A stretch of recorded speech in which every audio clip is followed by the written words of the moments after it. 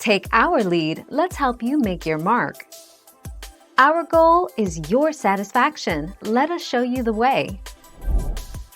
Kill the ender dragon that just spawned or blow up the crystals that are being used to respawn the dragon. Test the crystal by shooting an arrow at it. If the arrow bounces back, then it is indestructible. If it explodes, then respawn the dragon and try again.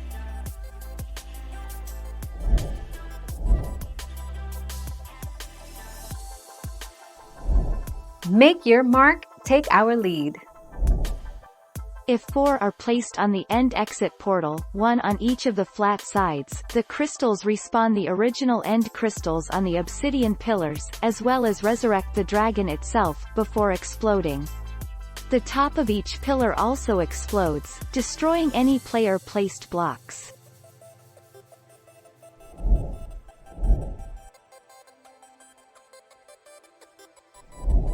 Let's help you make your mark.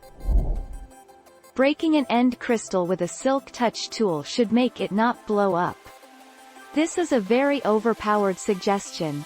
It would allow players to practically get infinite end crystals and reduces the need to work to obtain them to respawn the dragon.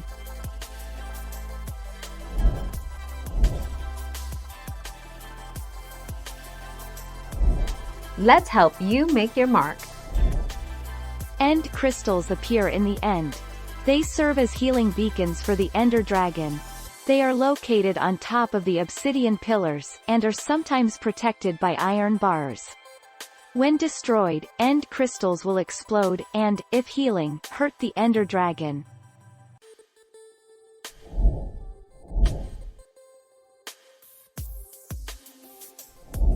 Make your mark, take our lead.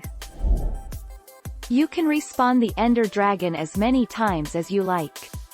You need to place 4 end crystals on the edges of the exit portal. You can find out more on the official wiki. Smiley face. It's infinite, but you'll only get 500 XP for the pleasure of killing it. Thank you for watching. Please subscribe and hit the bell notification.